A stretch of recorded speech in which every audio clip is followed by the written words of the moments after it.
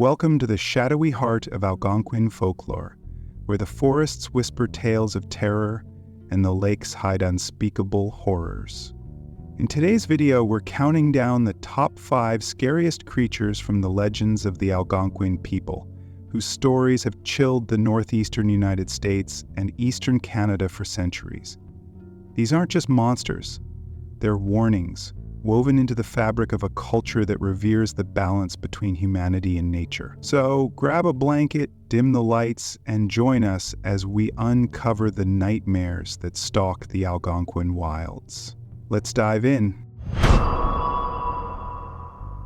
Our journey into the terrors of Algonquin folklore begins with the Wendigo, a name that sends shivers down the spine of anyone familiar with the icy wilderness of eastern Canada and the Great Lakes region. This is no ordinary monster, but a towering skeletal abomination. Its gaunt frame stretched impossibly tall, with brittle, frost-bitten skin clinging to bones that seem to creak with every step. The Algonquin people speak of its antlers, jagged and gnarled like cursed branches, and eyes that burn with an unnatural, ember-like glow, capable of freezing a person's soul with a single glance.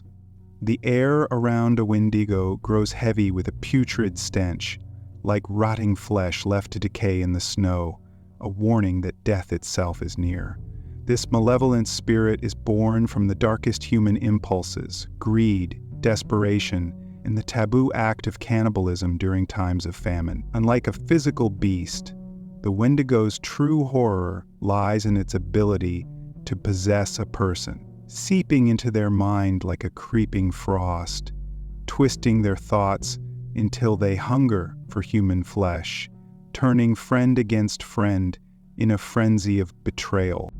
The Algonquin tell of signs that herald its approach, a sudden, unnatural chill that pierces even the warmest furs, a faint whisper on the wind that mimics a loved one's voice, or the eerie silence of a forest where no animal dares linger. In their culture, the Wendigo is more than a monster. It's a haunting allegory for the fragility of humanity, a cautionary tale against succumbing to selfishness when survival hangs by a thread. Storytellers warn that to speak its name carelessly is to invite its attention, and those who wander too far from the firelight risk becoming its next vessel. The Wendigo's relentless, insatiable hunger and its ghostly ability to corrupt make it a specter that haunts not just the wilderness, but the very edges of human morality, a nightmare etched into Algonquin lore for generations. As we venture deeper into the shadowy realm of Algonquin legends, we encounter the Baykok, a ghastly, skeletal warrior whose name evokes dread among hunters in the dense forests of the Great Lakes and eastern Canada. Picture a figure stripped of flesh, its bones gleaming pale under the moonlight, each step sending a chilling clatter that echoes through the trees like a warning drum. The Algonquin described the Baykok as the restless spirit of a warrior who met a dishonorable end, perhaps slain in cowardice or denied the sacred rites of burial, forever cursed to wander in torment. Its eyeless sockets seem to peer into your very soul, and its skeletal hands wield a ghostly bow or a heavy club imbued with a paralyzing curse. This creature preys on lone hunters, stalking them through the night with a patience that feels almost human, yet utterly malevolent. The air grows thick with an acrid scent of ash and decay as it draws near, and its signature whistle, a high, mournful wail, pierces the silence, sending animals fleeing and leaving the forest in an eerie hush. The Baykok's attack is swift and merciless. A single strike from its club renders its victim immobile, helpless as it slices them open with spectral precision to feast on their liver, a gruesome act that leaves no trace but a lifeless husk. In Algonquin culture, the Baykok serves as a grim reminder of the importance of honor, both in life and death, and the sacred duty to respect the fallen. To hunt alone, especially after dark, is to tempt fate, for the Baykok is drawn to those who stray too far from the warmth of community. Some tales speak of warriors who escaped its grasp by offering tobacco to the spirits or chanting sacred songs, but such reprieves are rare. The Baykok's relentless pursuit, its skeletal form that seems to materialize from the fog, and its ability to turn a hunter's pride into paralyzing fear, make it a haunting embodiment of retribution, a specter that lingers in the minds of those who tread the Algonquin wilds.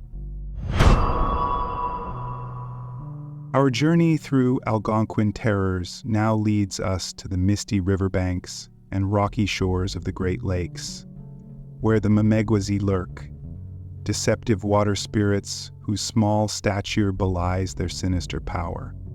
These creatures, no taller than a child, are cloaked in matted, moss-like hair that drips with the damp of their watery domain, their eyes glinting like polished stones under the moonlight. The Algonquins describe their voices as unnervingly deep, resonating like a distant drum across the water, capable of mimicking human cries or laughter with chilling precision. Hiding in caves or beneath jagged rocks, the Memegwesi are tricksters who toy with travelers, their giggles carried on the breeze one moment, only to vanish into silence the next. To fishermen and canoeists, they are a deadly menace, known to capsize boats with a sudden tug, or lure the unwary to slippery rocks with false calls for help, dragging them into the depths where no one returns. Yet the Memenji are not always malevolent. Stories tell of respectful travelers who leave offerings of tobacco or food and receive safe passage or even small gifts, like perfectly smooth river stones imbued with luck. But cross them, perhaps by fishing in their sacred waters without reverence, and their wrath is swift. Whirlpools form from nowhere, and the water itself seems to turn against you. In Algonquin culture, these spirits embody the dual nature of the natural world: generous yet unforgiving, playful yet perilous, teaching the importance of humility and respect for the rivers and lakes that sustain life. The Memegwesi's ability to blend into their surroundings, their eerie voices that seem to come from everywhere and nowhere, and their unpredictable shift from ally to executioner make them a haunting presence. To paddle alone at dusk, hearing a faint chuckle ripple across the water, is to feel the weight of their gaze, a reminder that in the Algonquin wilderness, even the smallest spirits command fear and awe. As we tread deeper into the haunted forests of Algonquin folklore, we encounter the Chenoo, a towering, cannibalistic giant whose blood-curdling roars echo through the snowy wilderness of eastern Canada and the Great Lakes. This monstrous being, born from a human who succumbed to evil or was cursed by dark spirits, looms as tall as the pines, its gaunt, leathery skin stretched taut over a frame of jagged bones, crusted with ice and filth. The Algonquin and related Wabanaki peoples describe its eyes as sunken pits that gleam with a sickly yellow light, and its mouth, lined with cracked razor-sharp teeth, drips with the blood of its victims. A Chenoo's breath is a foul gust, reeking of carrion and frost that wilts the very air, while its footsteps shake the earth, splintering frozen ground like glass. Unlike the Wendigo, which possesses from afar, the Chenoo is a brute force of destruction, tearing through villages to devour entire families, its hunger fueled by an insatiable craving for human flesh. In Algonquin tales, it is said to stalk during the harshest winters when starvation drives desperation, its howls blending with the wind to lure the unwary from their fires. The creature embodies the peril of losing one's humanity, a warning against succumbing to malice or isolation in times of scarcity. Legends tell of heroes who faced the Chenoo, armed with sacred chants or blazing fires, for only intense heat or spiritual purification can shatter its icy heart. Some stories claim a Chenoo can be redeemed, its human soul restored through rituals. But such hope is rare, and most encounters end in slaughter. The forest falls silent in its presence, birds and beasts fleeing as if sensing doom, and survivors speak of claw marks gouged into trees, deep as axe wounds. The Chenoo's sheer ferocity, its ability to blend into blizzards, and its tragic origin as a fallen human make it a terror that haunts both body and soul, a reminder that in the Algonquin world, the line between man and monster is perilously thin.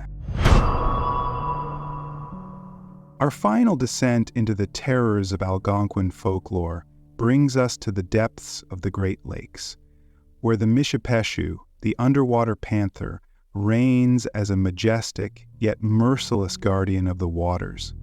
This colossal creature, revered and feared by the Algonquin and Ojibwe peoples, blends the ferocity of a giant feline with the sinuous grace of a serpent, its massive body cloaked in shimmering, copper-hued scales that glint like fire beneath the waves. Horns curve wickedly from its head, and a whip-like tail, lined with razor-sharp spines, lashes out to create whirlpools that swallow canoes whole.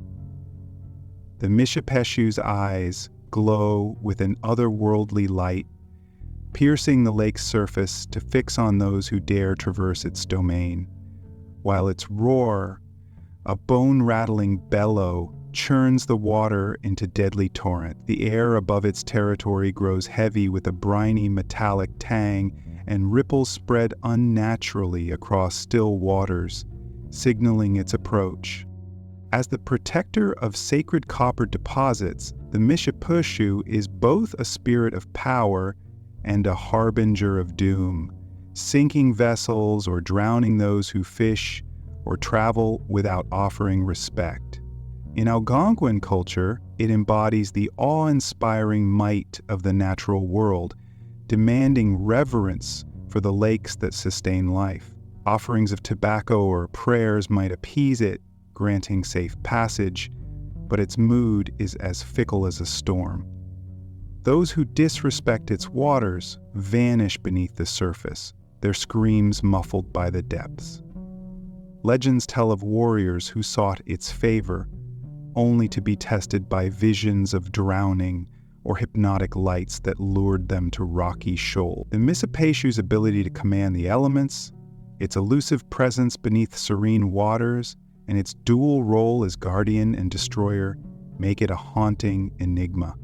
To paddle across a glassy lake at twilight, feeling an unseen gaze and hearing a low growl from below, is to know the weight of its power, a reminder that in the Algonquin world, even the most beautiful places hide terrors that demand respect. And there we have it, the top 5 scariest creatures from Algonquin legends, each one a haunting glimpse into the wilds of eastern Canada and the Great Lakes.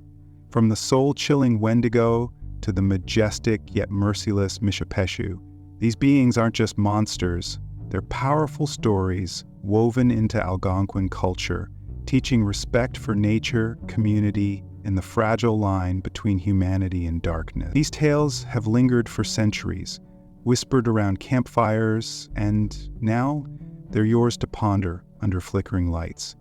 Which creature sent shivers down your spine? Was it the Baykok skeletal hunt or the Chenoo's tragic ferocity? Drop your thoughts in the comments below.